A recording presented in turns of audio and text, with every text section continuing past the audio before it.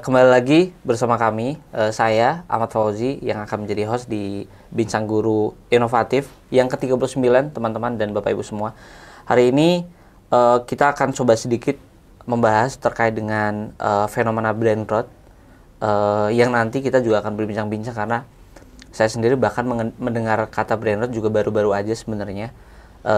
Yang kemudian ini nanti kita akan coba korelasikan dengan guru dan siswa dan sebagainya gitu, karena di Guru Inovatif banyak pendengarnya, banyak Bapak Ibu juga seorang guru dan mungkin banyak juga menghadapi siswa-siswi dan sebagainya yang mana akhir-akhir ini banyak sekali fenomena brain rot gitu, atau biasanya itu disebabkan oleh kecanduan teknologi dan sebagainya, misalnya media sosial dan sebagainya. Nah, itu nanti akan kita coba berbincangkan, dan bersama kami juga sudah ada Bu Jatu Anggreni, SPSI MPSI.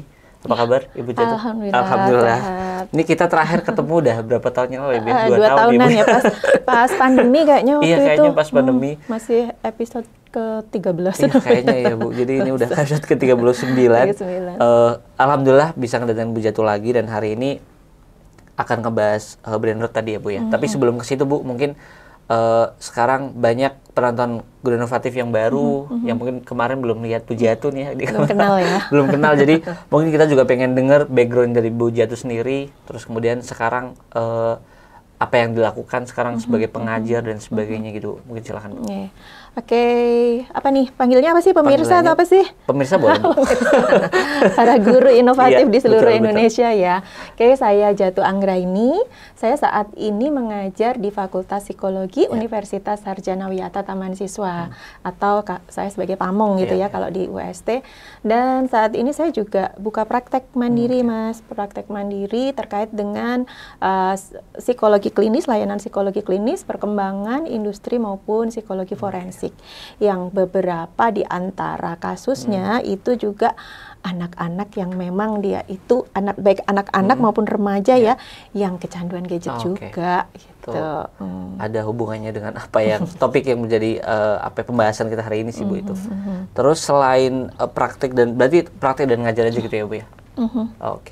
Dan tadi Ibu juga tadi menyampaikan bahwa membuka praktek dan sebagainya, dan tadi ada kasus-kasus yang juga tadi menghadapi anak-anak yang mungkin kecanduan teknologi dan gadget dan sebagainya. Nah, mungkin bisa ceritain sedikit Bu terkait dengan brain rot itu sebenarnya secara deskripsi apa gitu, atau secara orang awam mungkin masih terlalu nggak ngerti gitu ya, brain rot itu apa sih gitu. Istilah asing ya. Iya, bisa dijelasin sedikit tuh brain rot itu. Ya, brain rot ini kan sebenarnya kalau kita mau melihat perkembangan sejarahnya itu sebenarnya udah lama banget. Cuma memang baru di tahun 2024 Oxford University Press itu dia merilis atau mengumumkan bahwa brain rot ini menjadi Word of the Year di tahun 2024 itu. Nah, kalau kita lihat dari pemecahan kata-katanya ya, brain-nya otak, rotnya adalah busuk atau pembusukan otak gitu. Tapi ternyata maknanya bukan itu. Maknanya adalah penurunan kemampuan berpikir kritis, kemudian daya ingat, kemudian daya fungsi eksekutif akibat terlalu sering menonton konten-konten media sosial yang dia itu sifatnya itu dangkal atau ibarat kata itu receh gitu loh. Makanya kemarin saya sempat ngelihat banyak ada fenomena bahwa bahayanya kecanduan konten receh. Nah, konten receh ini berarti artinya apakah hanya receh dalam konteks waktu aja, karena kan sekarang scroll TikTok kan juga kayak gitu kan Bu ya. Cepet banget. Jadi anak mungkin jadi gampang bosen dan sebagainya, tapi apakah juga secara kualitas konten? Ya, dua-duanya, baik itu dari kuantitasnya maupun kualitasnya. Jadi kalau kita men-scrolling berulang-ulang itu tuh dampaknya itu nanti pada kesehatan mental kita sih. Jadi seseorang yang dia punya kapasitas itu tuh, kapasitas otak itu kan dipakai untuk menyimpan memori, kemudian untuk mengkodekan informasi-informasi itu. Tapi karena kita sering scroll itu kan dan cepet-cepet dalam durasi yang pendek, otomatis informasi yang masuk itu kan terlalu banyak, terlalu berlebihan, tetapi juga hanya nggak tuntas gitu loh. Nah, inilah yang nanti akan membuat seseorang itu perhatiannya tadi jadi berkurang, daya berpikir kritisnya berkurang. Nah, ini tuh menariknya ya memang pernah ada penelitian nih terhadap 1051 orang dewasa muda, jadi sekitar 18 tahun sampai 27 tahun, orang yang kecanduan media sosial itu berkorelasi negatif yang sangat signifikan ini dengan keterampilan fungsi eksekutif. Fungsi eksekutif itu apa? Kayak perencanaan, pengorganisasian, pemecahan masalah, pengambilan keputusan, sampai memori. Nah, ini kan bahaya banget. Kalau pada anak-anak, bagi siswa Bapak Ibu semuanya nih, ini kelihatannya ada di mana? Perhatiannya tentu berkurang. Secara akademis dia konsentrasinya jadi gampang buyar. Tuh, itu kalau pada siswa. Itu sih. Dan ini kan sebenarnya artinya masalah ini juga tidak hanya untuk siswa ya Bu. Tadi mungkin kita akan ngebahas soal siswa, tapi ini juga mungkin sebagai guru atau tenaga pendidik juga sama juga Bu? Sama. Tadi kan ada guru itu kan juga harus mengambil keputusan, harus melakukan perencanaan, harus punya perhatian yang juga harus terfokus gitu ya. Nah, kalau ini terjadi brain rot ini, akhirnya ini kan juga akan membuat Bapak Ibu guru itu menjadi tidak produktif kan? Tuh. Dan fakta bahwa orang Indonesia mengkonsumsi teknologi itu lebih dari 8 jam, Bu. Lebih dari 8 jam mengkonsumsi handphone gitu. Dan itu biasanya di TikTok, di YouTube, dan sebagainya gitu ya. Nah, sekarang juga semuanya udah ada short semuanya tuh.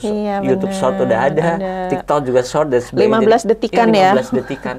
Dan fenomena yang terjadi juga seperti itu. Kita sering lihat di sosial media bahwa banyak anak-anak yang kemudian kalau ditarik HP-nya terus kemudian tantrum dan sebagainya. Betul. Nah, itu gimana Bu ngatasin itu gitu ya? Maksudnya kemudian kepada orang-orang yang mungkin udah kecanduan dan sebagainya, karena sebelum kita ngomongin soal dampaknya, terus kemudian gimana cara menghentikan ini gitu Bu? Ya, kalau untuk menghentikan ini ya kita harus kerjasama ya antara semua pihak. Kalau kita mau lihat itu penggunaan gadget itu kan pada umumnya harusnya itu hanya 2 jam dalam sehari. Itu pada orang di atas 7 tahun ke atas loh ya. Nah, kalau di bawah 3 tahun itu malah tidak disarankan untuk menggunakan gadget. Dan nyatanya kebalik ya Bu, kita tuh lihat fenomena yang di lapangan. Iya, fenomena di lapangan kan kadang kalau orang tua ingin mendiamkan anaknya kan dikasihlah gadget gitu ya. Nah, ini juga menjadi contoh yang sebenarnya kurang pas sih, kurang tepat. Atau orang tuanya sendiri yang dia menggunakan gadget itu di depan anak terus-menerus, akhirnya menjadi teladan yang kurang pas ini tadi. Sehingga ya memang kita harus kalau ingin menghentikan ini ya berarti harus memperbanyak aktivitas-aktivitas di luar gadget. Kembalikan ke permainan-permainan yang sifatnya fisiknya bergerak, kembalikan ke interaksi sosial, kembalikan ke literasi. Kita benar-benar yang baca sampai dengan memahami apa yang kita baca. Nah, sekarang kan lebih banyak orang itu kalau ingin cari sesuatu kan cari praktisnya muncul jawabannya. Tapi buku-buku itu sudah jarang sekali dipakai.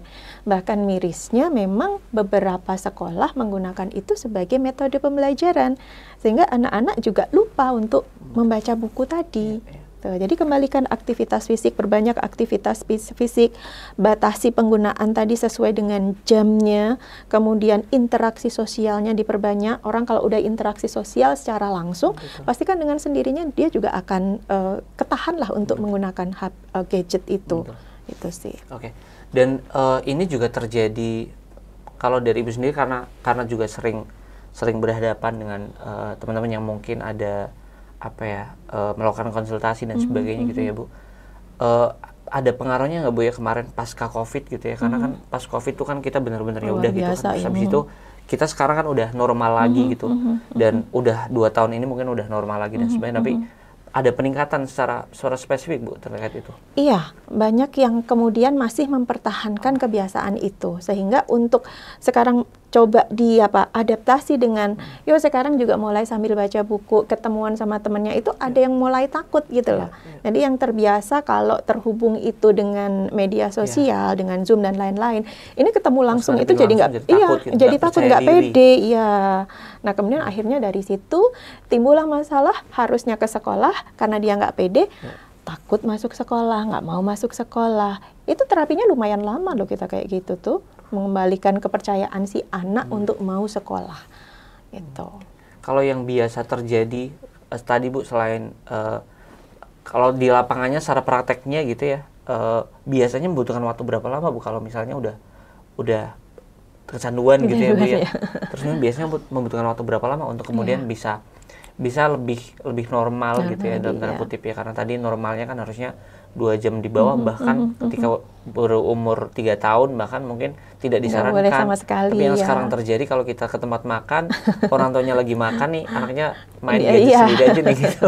Biar orang tuanya makannya tenang ya. Makanya tenang gitu. Ya benar-benar. Kayaknya itu hanya demi ketenangan sesaat ya Bu, tapi mungkin anak akan tantrum ketika ini. Tapi gimana Bu terkait pertanyaan tadi, biasanya berapa lama nih ngatasin kalau kayak gini sih sebenarnya tergantung pada apa, tergantung pada tingkat keparahannya. Ini terjadi sejak kapan, kemudian dampaknya atau perilaku yang ditimbulkan itu sampai apa. Mungkin ada yang sampai tantrum, ada yang mungkin sampai nggak mau sekolah, sampai dia yang agresif. Nah itu kan penanganannya beda-beda. Termasuk tadi pola orang tuanya. Karena ketika orang tuanya sendiri tidak menyadari bahwa itu adalah hal yang berbahaya, jadi dia ya kayaknya tuh nggak ini tuh nggak apa-apa, ini tuh normal gitu loh. Nah tapi itu juga nanti pengaruhnya di rumah itu orang tua tidak mau bekerja sama untuk membantu terapi ini. Nah kalau pada umumnya sih kita 3 bulan sampai 6 bulan. Pada umumnya yang ringan ya. Nanti bisa lagi ada beberapa kasus itu yang kita perpanjang. Jadi terapi kita itu kan per 3 bulanan. 3 bulan karena untuk membangun sebuah kebiasaan itu kurang lebih perlu 3 bulan waktunya sampai dia berubah menjadi kebiasaan.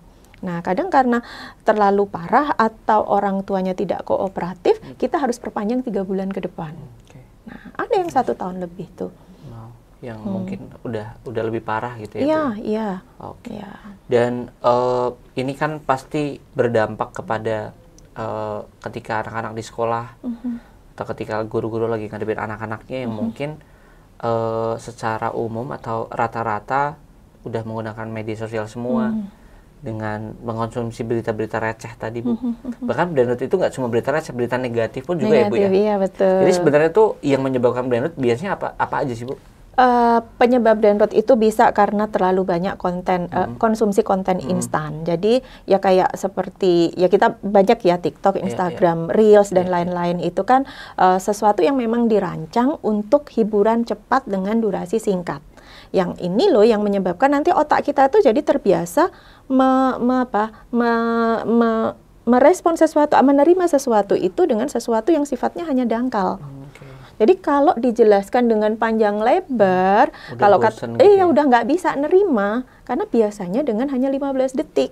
Begitu di sekolah jam belajar berapa sih? 35-40 menit ya. Nah, itu pasti sudah gelisah gitu loh. Itu satu, terlalu banyak konsumsi konten yang instan tadi. Yang kedua, kurangnya aktivitas kognitif yang menantang. Jadi di sini kalau kita dulu ada membaca buku, terus ngisi teka-teki itu, terus atau diskusi dengan topik-topik tertentu yang lagi yang lagi in gitu. Nah, ini sebenarnya cara melatih otak. Tapi sekarang karena kita, entah itu remaja, entah itu orang tua, itu banyak menggunakan konten-konten itu, akhirnya kan yang dilihat hanya pasti postingan apa gitu ya, sebatas itu, tidak ada hal-hal yang menantang secara kognitif. Karena interaksinya pun interaksi secara pasif kan ya dengan gadget ini. Kemudian multitasking yang berlebihan, yang ketiga, multitasking berlebihan. Jadi kalau kita menggunakan gadget itu, kita tuh bisa membuka beberapa aplikasi itu dalam satu waktu kan ya, pindah ke sini, pindah ke situ. Nah, ini juga akan membuat kita itu perhatiannya gampang terpecah. Tuh. Yang keempat, karena pola tidur kita, pola hidup kita, kemudian olahraga yang nggak pernah dijalani secara teratur, secara baik, sehingga ya pengennya itu kayak orang mager gitu loh. Kalau mager itu apa sih yang dilakukan? Ya kan enak kan pegang HP ya, kalau udah mager itu gitu ya, sambil rebahan bisa, sambil duduk, pokoknya bisa sambil makan juga bisa. Dan yang terakhir karena memang kita bisa ketergantungan pada dopamin instan. Jadi kalau kita itu melihat konten gitu, kok ini pas dengan diri kita, akhirnya kita seneng. Kalau kita seneng, itu pasti kita akan cari yang sama lagi, berlanjut lagi, besok kita ulang lagi. Karena pasti akan nagih kan. Nah, itu biasanya penyebab adanya brain rot ini. Karena sekarang, anak-anak sekarang aja nggak cuma anak-anak deh Bu, kita juga sebagai orang yang udah dewasa juga gitu tuh, makan aja harus lihat HP dan sebagainya, dan memang mungkin yang bijaksana ya adalah untuk membatasi itu semua ya Bu ya, membatasi. Dan yang paling pertama adalah mungkin sadar ya Bu ya, bahwa ini akan berdampak buruk kalau berlebihan dan sebagainya, karena sejatinya teknologi diciptakan untuk membantu kita semua gitu ya, terus kemudian harus juga bisa mengambil langkah yang bijaksana untuk ngatasin itu semua. Tapi kalau misalnya kita coba korelasikan dengan tenaga pendidik, dengan siswa dan sebagainya, apa Bu yang bisa kemudian diajarkan oleh guru-guru kita gitu ya, kepada siswa-siswi kita, apa yang harus guru-guru kita lakukan agar mencegah itu terjadi, karena saya rasa bahwa itu mungkin sudah terjadi, cuma kita nggak pengen itu lebih tambah buruk dan sebagainya. Nah, gimana Bu ini guru-guru yang ada di sekolah, mereka yang sering ngobrol sama siswa dan sebagainya, itu seperti apa? Yang perlu kita ketahui juga ya, sebenarnya brain rot ini kan bukan sebagai penyakit medis, bukan penyakit psikologis juga, tapi ketika dia itu terjadi dan semakin parah ya pasti akan mengganggu secara fisik dan mental. Maka kalau sebuah sekolah ini mengadakan pembelajarannya, dia menggunakan medianya itu media menggunakan gadget gitu ya, menggunakan internet, maka harus ada pengawasan yang lebih ketat lagi. Nah, salah satunya apa? Batasi tuh waktu penggunaan gadget. Kan ada beberapa sekolah yang sudah menerapkan ya pastinya, hanya pakai gadget tuh ketika pelajaran apa, pelajaran IT atau apa, pas pelajaran ini gadgetnya dikumpulin. Nah, itu ada pembatasan. Kemudian yang kedua, lebih banyak mengarahkan ke area-area yang produktif, area aktivitas yang produktif, sesuatu yang mereka itu bergerak, mereka itu berdiskusi, mereka itu berinteraksi, pokoknya yang nggak hanya diem aja. Nah, kemudian berikan contoh yang baik juga. Nah, karena kita sering juga ya mendapati kalau di case-case itu, non sewu, oknum Bapak Ibu gurunya ternyata juga tiktokan gitu loh. Nah, pas ngajar juga. Nah, memang betul itu digunakan sebagai mungkin media belajar supaya menarik anak. Tapi kalau kita ingin anak kita menghindari itu, maka kita kan juga harus memberikan contoh yang sama itu. Kemudian harus memberikan edukasi tentang dampak negatifnya. Nah, kalau anak-anak atau kita sebagai orang dewasa dilarang tanpa tahu kenapanya, ya kan kita jelas akan menolak ya. Nah, makanya diberikan penjelasan bahayanya apa, bahaya jangka pendeknya, jangka panjangnya itu apa. Dan terakhir ya memang menggunakan teknologi secara bijak. Bukan berarti nggak boleh pakai, tapi ya memang harus bijaksana makainya.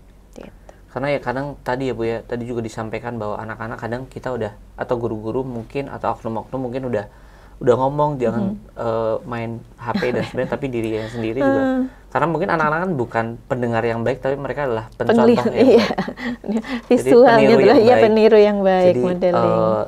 Saya rasa memang mereka jago untuk meniru daripada mendengarkan. Makanya ketika menyampaikan ke anak-anak yang itu harus dilakuin dulu sama guru-guru dan sebagainya, itu ya kurang lebih. Ada teladan ya. Iya, benar-benar. Bahkan kemarin saya lihat juga, saya dengar juga di Swedia atau Finlandia, bahkan sekarang yang kemarin mereka pakai e-book sekarang udah balik lagi ke buku fisik setelah 10 tahun. Karena mereka ngelihat penurunan kognitif dari anak-anak. Betul. Jadi itu yang kemudian sekarang balik lagi ke fisik, dan ternyata terbukti memang tidak ada yang bisa nggantiin media secara fisik.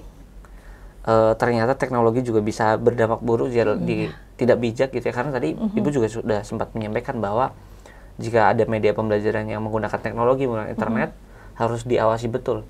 Karena memang bisa kemana-mana tuh gitu. Dia bisa ngakses e-booknya tapi dia bisa tap-tap kemana-mana tuh, ke YouTube dan sebagainya gitu kan ya Bu. Nah, dari apa yang tadi ya mungkin Bapak Ibu guru juga bisa lakukan gitu, misalnya di sekolah dan sebagainya.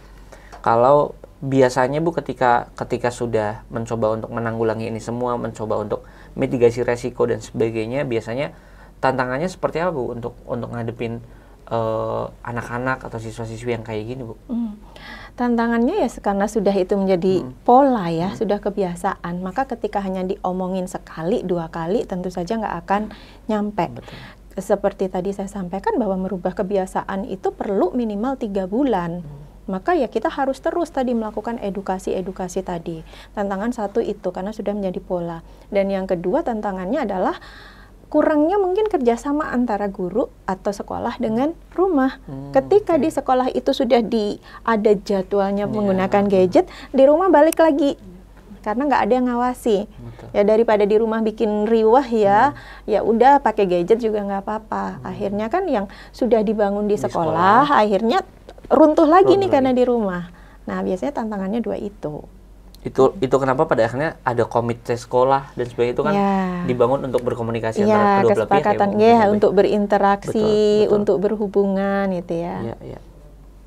Kalau biasanya yang terjadi di lapangan gitu ya Bu, tadi bahwa sekarang anak-anak tuh banyak yang sangat-sangat banyak yang gunain sosial media, banyak yang tantrum ketika diberikan dikasih gadget, ditarik gadgetnya ketika memang sudah waktunya dan sebagainya. Dan ini sebenarnya juga jadi tantangan yang sangat-sangat berat untuk orang tua, untuk guru-guru mungkin, karena di sisi lain orang tua juga mungkin capek kerja gitu ya, udah capek kerja gitu ya, pas pulang ini anak daripada nangis sudahlah kasih HP aja gitu. Jadi tantangannya juga di situ gitu. Dan apakah juga Ibu juga mengalami itu sendiri juga, Bu? Iya pastinya ya, karena anak kita yang namanya kalau kita lihat kembali mereka gen Z ya, gen alpha, iya. Gen Y aja sudah tumbuh dengan adanya ini ya digital, apalagi gen Z, gen alpha itu memang mereka tumbuh beriringan atau dia lahir tuh sudah ada digital itu, sehingga ya tidak mudah untuk melepaskan. Sehingga memang perlu pengkondisian yang lebih humanis lagi, tidak hanya sekedar melarang. Misalnya, kadang kan orang tua gini, nggak boleh main HP loh ya jam sekian sampai jam sekian, tapi tidak memberikan penukaran aktivitas. Gak ada penggantinya gitu ya, Bu. Terus kalau nggak main HP ngapain kan bingung. Mereka juga bosen. Iya, makanya harus ada tuh aktivitas atau kesibukan pada anak-anak ini. Nah, terus juga memberikan reward sebelum adanya sanksi ya, pastinya reward kalau anak-anak itu sudah bisa menuruti atau harapan dari orang tuanya, harapan dari dirinya sendiri itu terpenuhi. Ini rewardnya apa? Ya reward itu nggak harus berupa yang hadiah mahal, nggak harus berupa benda, bisa berupa hal-hal lain yang disukai anak. Kemudian sanksi juga perlu. Sanksi kalau memang dia melanggar, artinya harus apa yang dikurangi, gitu. Apa yang ditarik dari dia. Tuh, terus kayak ya harus ada bersikap tegas membatasi tadi kapan bolehnya. Kan ada beberapa orang tua yang menerapkan main gadget itu hanya di hari Sabtu Minggu misalnya. Terus ada beberapa rumah makan yang di situ memang dia tidak menyediakan internet supaya bisa juga gitu supaya keluarga ini bisa berinteraksi, betul. Dan membiasakan anak tidur teratur itu juga penting loh. Karena kalau anak ini jam tidurnya molor-molor, dia di tempat tidur klesak-klesik, gelisah gitu, bingung mau melakukan apa ya, ujung-ujungnya balik lagi ke gadget. Kalau di orang tua. Oke, nah dari apa yang tadi kita sudah diskusikan dan sebagainya, Bu, tadi ada nggak sih, Bu, langkah-langkah yang mungkin bisa dijadikan media pembelajaran? Terus kemudian seperti apa harusnya peran sekolah dalam hal ini, misalnya nggak hanya guru aja, tapi juga pengambil kebijakannya misalnya, atau bahkan pengimplementasinya oleh guru-guru dan sebagainya, karena yang banyak ketemu biasanya wali kelas dan sebagainya. Nah itu ada nggak, Bu, langkah-langkah yang mungkin bisa dilakukan juga di sekolah-sekolah gitu? Ya, tentu saja ketika guru akan melakukan pembelajaran itu kan pasti membuat rencana pembelajaran ya, yang di situ juga ada metodenya. Nah, metode ini yang harus dipersiapkan terkait dengan dampak brain rot tadi, yang membuat kognitifnya bermasalah, secara psikologis bermasalah, maka ini metodenya harus dimasukkan di dalam rencana pembelajaran. Seperti apa misalnya? Kayak kita harus menggunakan metode problem based learning, anak-anak menyelesaikan satu masalah atau memecahkan masalah, kemudian ada studi kasus, ini melatih siswa untuk solutif ya, mencari solusi dari sebuah masalah. Kemudian kontekstual, jadi yang disampaikan Bapak Ibu guru itu tidak hanya teori, tetapi ada contoh konkretnya. Karena biasanya anak-anak itu kan atau siswa itu kan suka dengan hal yang real, sesuatu yang konkret. Kalau hanya teori kayaknya kayak belajar sejarah kalau disebutkan tahunnya aja, peristiwanya apa, itu kan kurang menarik. Tapi kalau diceritakan seolah-olah itu kejadiannya begini-begini, nah itu kan akan lebih menarik lagi. Nah kemudian juga bisa literasi, ada penugasan khusus, misalnya di seminggu sekali itu ada harus meringkas satu buku atau satu bacaan tertentu. Karena literasi ini nggak hanya membaca loh ya, tapi sampai dia memahami. Nah, membuat ringkasan itu kan artinya dia pasti dari apa yang dibaca, dipahami, kemudian dituliskan dalam bentuk lain. Tuh. Terus ada lagi, misalnya ketika itu tadi kalau kita mencoba mengatasi pemikiran anak-anak yang kemudian tidak kritis lagi. Nah, ada lagi yang bisa dilakukan untuk meningkatkan fokusnya. Apa? Ya minimalisir distraksi di sekolah ketika belajar. Jadi ya memang suasananya yang disenangi anak-anak seperti apa tanpa ada distraksi tadi. Kemudian memastikan nih bahwa siswa itu siap belajar. Kadang-kadang kita nggak tahu siswa kita datang ke sekolah itu sudah siap apa belum. Dari mana? Oh ternyata dia dari rumah itu belum sarapan. Dari rumah tadi dia itu lagi ada masalah sama orang tuanya. Habis dimarahin. Itu anak-anak belum siap loh untuk belajar. Tapi kan semuanya kita kondisikan secara sama bahwa di jam segitu semuanya harus menerima pembelajaran.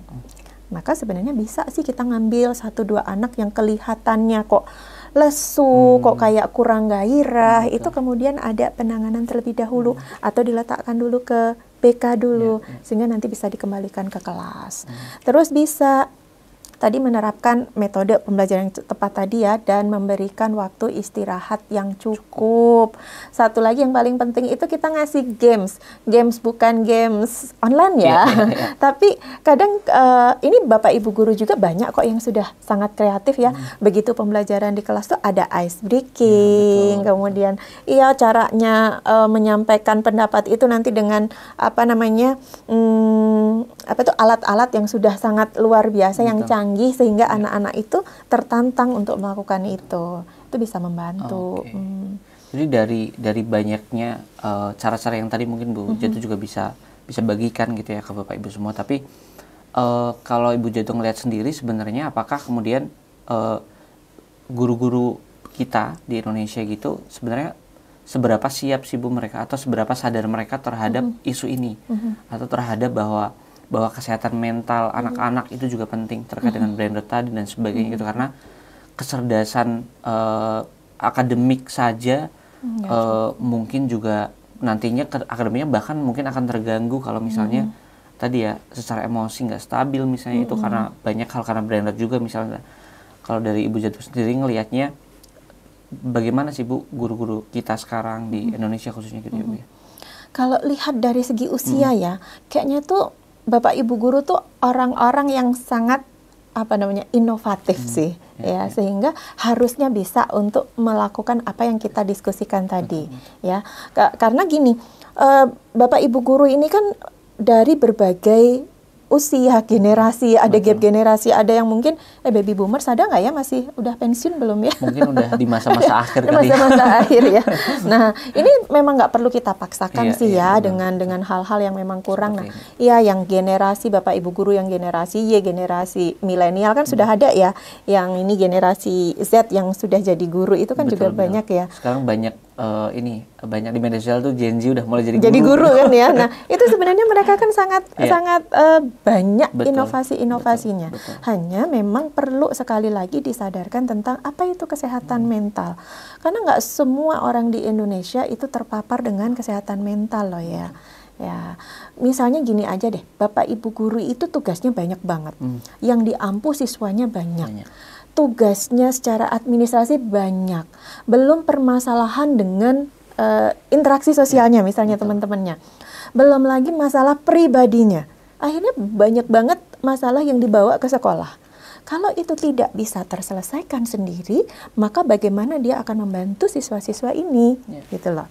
Nah, jadi memang harus kesehatan mental dulu yang disasar, bahwa Bapak Ibu guru sebagai tombak garda terdepan itu ya memang harus sehat dulu, tidak hanya sekedar dikasih tugas untuk memberikan pendidikan karakter dan lain-lain, mencetak generasi yang lebih bagus, tapi Bapak Ibu guru ini juga harus sehat. Mereka juga harus sejahtera, harus bahagia. Karena orang yang bahagia akan menghasilkan orang yang bahagia juga. Gitu. Jadi di sekitarnya juga mungkin bisa bahagia kalau dia juga udah bahagia dulu. Iya, betul. Jadi guru-guru ini juga harus bahagia. Akhirnya bisa menularkan kebahagiaan untuk siswa-siswinya dan sebagainya gitu ya, kurang lebih.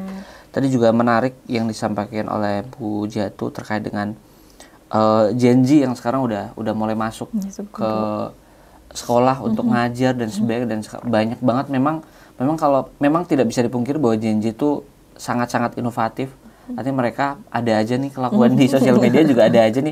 Biasanya ada 1-2 konten yang mungkin itu juga kadang di sosial media juga mereka nge-tag konten bareng sama siswa-siswinya dan sebagainya. Tapi mungkin itu juga karena demi keceriaan di kelas dan sebagainya. Tapi tadi juga yang disampaikan bahwa jangan-jangan Bapak Ibu guru juga kurang tahu kondisi si anak nih sedang seperti apa ketika belajar masuk dan sebagainya gitu.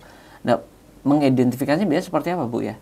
Apakah identifikasi secara umum aja atau ada cara-cara yang mungkin bisa diterapkan juga? Tergantung usianya ya sebenarnya. Kalau pada anak-anak TK tuh kan biasanya ada begitu mau masuk kelas ada coba ditempel ininya gambarmu hari ini yang mana, ada gambar senyum, ada gambar nangis gitu kan Nah, itu sebenarnya sangat membantu untuk identifikasi emosi dia.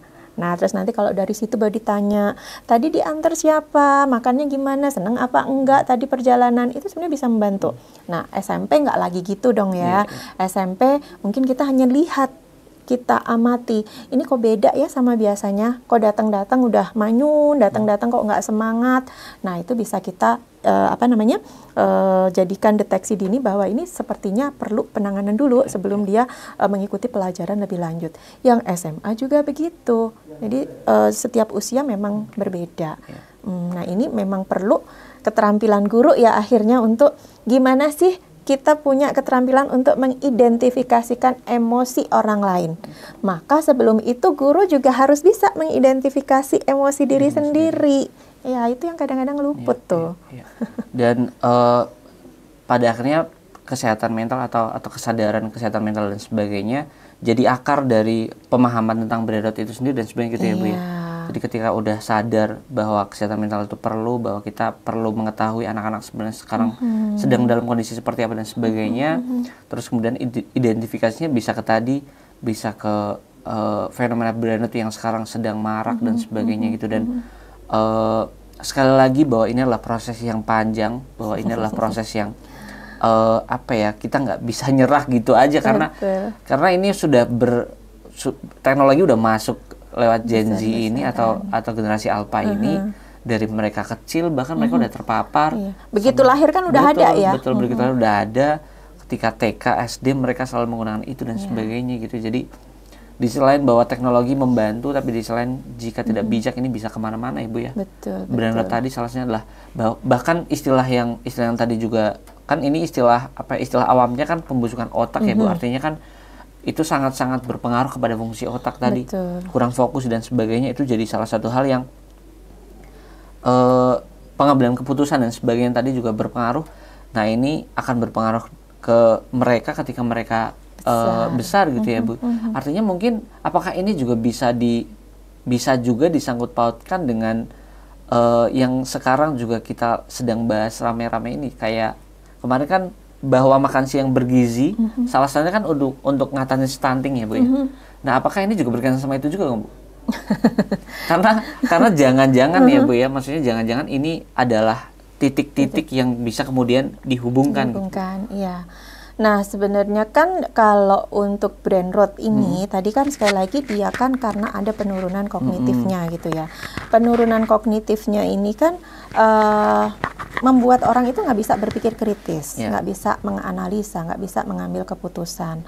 Maka ya secara kognitif yang disajikan tentu saja adalah hal-hal yang baik. Kemudian ada dia juga bisa efeknya itu hambatan perkembangan, hambatan perkembangan sehingga perkembangan kreativitas maksudnya, sehingga orang itu nggak nggak bisa melakukan apa-apa, nggak punya inovasi gitu. Kemudian ada gangguan produktivitas juga, dia nggak bisa berkarya, nggak bisa bermain. Kemudian gangguan psikologis, ada dampak psikologisnya, termasuk depresi, kecemasan. Nah, kalau terkait dengan makan siang gratis makan bergizi, makan bergizi, kan untuk stunting dan sebagainya. Apakah makan juga bergizi berpengaruh? itu salah satu menjadi pola hidup sehat yang bisa mempengaruhi kondisi anak untuk siap belajar tadi. Ya, karena bagaimanapun juga anak untuk belajar atau kita sajalah kalau mau bekerja itu kan perlu tubuh yang fit ya. Salah satu fit itu selain olahraga kan dengan asupan makanan yang mencukupi. Salah satunya adalah gizi tadi. Gizinya mencukupi tadi. Tapi nggak hanya itu saja. Tadi seperti dari konten-konten yang harus dihindari, kemudian waktu screen time-nya yang harus diatur, itu kan juga perlu selain makan. Jadi memang teknologi muncul dengan kebaikan dan ketidakbaikannya. Hanya pada akhirnya ya artinya tadi sih berkali-kali mungkin Bu Jati tadi juga sempat mention dan sebagainya untuk bijak melakukan atau menggunakan teknologinya. Kadang memang mungkin capek lah ya. Orang tua juga mungkin kadang capek, mungkin Bapak di sini juga banyak yang udah punya anak dan mungkin capek ketika harus ngurus anak-anaknya gitu. Cuma sadar bahwa ini akan menjadi dampak jangka panjang. Tidak hanya jangka pendek saja ketika sudah dewasa, ketika sudah kuliah misalnya. Pada akhirnya dia hanya ikutan teman aja, bahkan ngambil jurusan aja ikut teman-temannya gitu. Iya, udah nggak tahu mau ngambil jurusan apa, ikut temennya. Akhirnya kalau ikut-ikutan dia ngerasa nggak mampu, terus nggak jalan kuliahnya kan. Betul. Karena nggak ngambil keputusan sendiri. Itu yang mungkin pada akhirnya perlu kebijaksanaan tadi yang perlu diterapkan di sekolah, dan ini adalah tugas kita bersama, nggak hanya sekolah, nggak hanya guru, tapi masyarakat, keluarga. Itu mungkin keluarga malah jadi nomor satu ya Bu ya. Betul. Untuk kemudian bisa mengimplementasikan hal yang bijaksana seperti ini. Karena mungkin Ibu Jati kan sering ya menghadapi keluarga dan begitu karena buka praktek psikologi, dan seberapa berpengaruhnya kemudian Bu keluarga ini, kan tadi saya ngomong memang nomor satu, tapi penjelasan dari bahwa keluarga itu menjadi garda terdepan juga untuk kemudian menjaga anak-anaknya supaya di sekolahnya udah kejaga, di rumahnya juga harus kejaga dan sebagainya. Tapi seberapa dampaknya Bu ini sebenarnya keluarga? Dampaknya tentu saja besar banget sekali, ya. Karena kan anak itu dari mulai lahir kesehariannya itu kan yang dilihat adalah orang tua. Sampai tadi kalau modeling itu ya modeling lingkungan terdekat ya berarti orang tuanya, keluarganya. Nah, sehingga memang kualitas tadi itu sangat penting sekali Bapak Ibu di rumah. Jadi orang tua itu bukan kemudian karena saya jadi orang tua terus saya capek, itu bukan konsekuensi. Memang keharusannya begitu. Capek itu memang ya jadi orang tua begitu. Tapi kalau kita orang tua memilih bekerja capek, itu konsekuensinya. Tapi punya anak, mengasuh anak itu bukan konsekuensi. Maka yang harus kita kembalikan adalah bagaimana orang tua itu kembali dekat dengan anak. Bayangin aja sekarang ketika sama orang tua, kan banyak ya orang tua itu keluarga itu ada, tetapi seolah-olah enggak, cuman fisiknya aja. Nah, kadang-kadang anak-anak juga sama orang tuanya itu kurang empatinya kurang atau sebaliknya. Karena kalau dia menggunakan gadget, dia butuh apa, itu langsung direspon loh ya. Tapi kalau sama orang tua, dia manggil berkali-kali, minta apa berbulan-bulan yang lalu belum tentu dinotis. Nah, sehingga dia lebih tertarik dengan gadget ini. Dia akan lebih tertarik dengan berbagai aplikasi ini. Ya, yang menyediakan, bahkan kayaknya ada permainan yang menggantikan kalau butuh orang tua, butuh ayah, butuh ini tuh ada tuh di situ. Kan luar biasa digantikan peran orang tua sesungguhnya. Maka ya penting banget sebenarnya peran orang tua untuk memberikan model, kemudian untuk memberikan tangki-tangki cintanya sesuai dengan bahasa-bahasa yang dibutuhkan oleh anak kita. Karena tiap anak bahasanya kan mungkin berbeda-beda ya. Ada yang senang dielus-elus, disentuh, ada yang senang dikasih hadiah, ada yang senang dilayani, ada yang senang dipuji, itu beda-beda. Maka kita orang tua harus kenali. Dan jangan sekolah itu tuh kayak memberi, orang tua ke sekolah itu kayak dry clean apa ya, istilahnya kayak kita ngelondri apa-apalah ya, dikasihkan sekolah, saya bayar untuk sekian, gitu ya. Pokoknya keluarnya harus bagus. Nah, itulah pentingnya kerjasama sekolah dengan orang tua, saling berinteraksi, progresnya sampai di mana. Kalau di sekolah tadi, ini loh di sekolah tuh dia kok kelihatan diam, kira-kira tadi pagi ada apa sih? Oh, di rumah kok dia kelihatan nggak ceria, di sekolah kira-kira ada kejadian apa? Itu saling berinteraksi antara guru dengan orang tua. Jadi itulah tantangan dan mungkin langkah-langkah yang mungkin bisa diambil oleh sekolah, oleh guru yang harus berkesadaran bahwa merawat anak-anak mereka atau anak-anak kita semua itu dengan cara berkolaborasi tadi ya Bu ya. Betul. Ini nggak bisa dilimpahkan 100% ke sekolah. Tidak juga bisa dilimpahkan ke orang tua 100% karena mereka juga hidup di sekolah dari jam 8 sampai jam 12 atau bahkan sampai jam 2 gitu ya. Jadi adalah kolaborasi yang artinya didukung oleh kebijakan sekolah, mungkin didukung oleh gaya belajar para guru di sekolah dan kemudian cara asuh orang tua gitu. Betul, ya Bu. Betul. Luar biasa sekali, ternyata udah hampir 1 jam teman-teman. Dan mungkin terakhir Bu sebelum kita tutup, mungkin bisa ngasih pandangan atau pesan untuk guru-guru kita semua. Luar biasa mereka sekarang juga sedang ada isu-isu yang mungkin juga sedang ramai dan sebagainya, tapi di luar dari apa yang terjadi di pendidikan kita dan sebenarnya kita mengakui bahwa pendidikan kita masih harus terus diperbaiki dan sebagainya. Tapi bagaimana Bu kemudian kalau pembahasannya sekarang adalah brain root ya, kemudian seperti apa pesan-pesan Ibu untuk para guru-guru yang luar biasa di sana yang ketemu sama siswanya tiap hari, ngajarin yang punya beban untuk digugulan ditiru gitu ya Bu ya. Seperti apa Bu? Silakan Bu. Iya, buat Bapak Ibu guru yang ada di luar sana, Anda semua sungguh hebat karena selalu menjadi teladan bagi siswa-siswa kita. Tetapi yang perlu Anda perhatikan adalah kesehatan mental kita sendiri. Bahwa ketika kita ingin membuat siswa kita itu sukses, siswa kita itu sejahtera, maka itu berawal dari diri kita sendiri. Jadi Bapak Ibu, kesehatan mental itu dimulai dari kita dan kesehatan mental dimulai dari sekolah. Oke, luar biasa Ibu Jatuh. Terima kasih sekali lagi Bu Jatuh atas waktunya. Sudah ngobrol-ngobrol dan sudah hampir 1 jam. Dan itu dia teman-teman dan Bapak Ibu semua, Bincang Guru Inovatif ke-39.